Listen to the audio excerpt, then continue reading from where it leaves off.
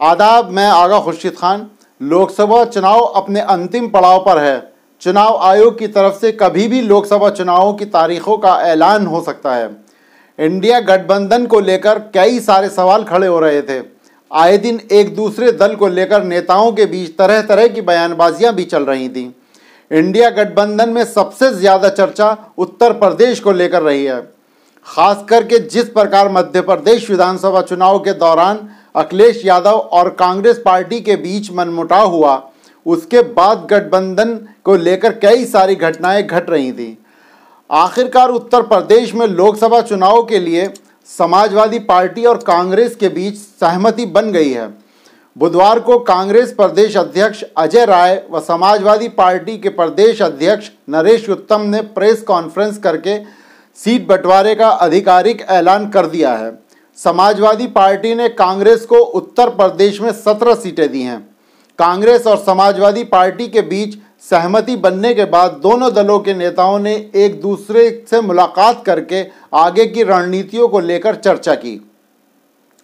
इसके अलावा कांग्रेस प्रदेश अध्यक्ष अजय राय व पूर्व सांसद PL पूनिया लखनऊ समाजवादी दफ्तर पर पहुंचकर राहुल गांधी की चल रही भारत जोड़ो न्याय यात्रा में शामिल होने का निमंत्रण दिया।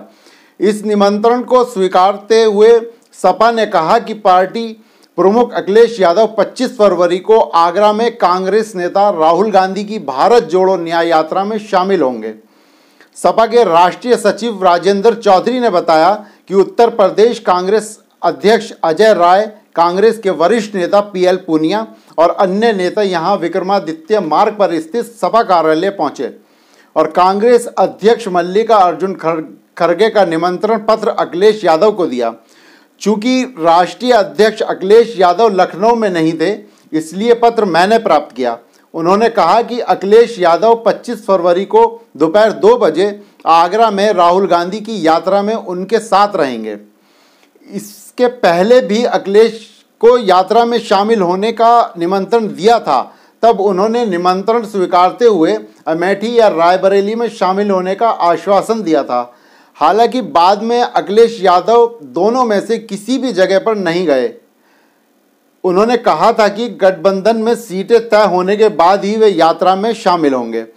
बुधवार को कांग्रेस सपा में गठबंधन की सीटें तय हो गईं। इसके बाद गुरुवार को दोबारा आमंत्रण भेजा गया।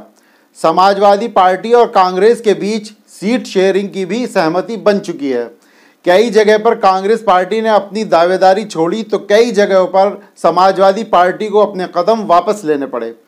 सपा ने कांग्रेस को वाराणसी, प्रयागराज सहित कुल 17 लोकसभा सीटें दी हैं, जिनमें रायबरेली, अमेठी, कानपुर के अलावा फतेहपुर सीकरी, बांसगांव, सहारनपुर सीट शामिल है। इसके अलावा प्रयागराज, महाराजगंज, वाराणसी, अमरोहा, झांसी, बुलंदशहर, गाजियाबाद और मथुरा, सीतापुर, बाराबंकी और देवरिया भी कांग्रेस के खाते में गई हैं। इसके अलावा कांग्रेस लखीमपुर खीरी और श्रावस्ती सीट पर भी दावा ठोक रही है।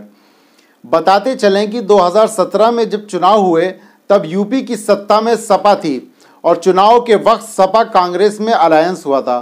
उस समय चुनाव प्रचार में गठबंधन ने नारा दिया था, यूपी को ये साथ पसंद है। तब दोनों ही दलों के नेता यूपी के 2 लड़के साथ आने का संदेश देते नजर आए थे। एक बार फिर दोनों ही पार्टियों के बीच अलायंस फाइनल हो गया है।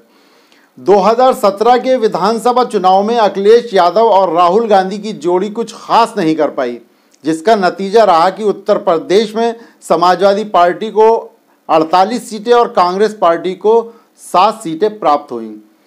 अब देखना दिलचस्प होगा कि अखिलेश यादव और राहुल गांधी की जोड़ी नए गठबंधन के साथ क्या विपक्ष को नई संजीवनी दे पाएंगे।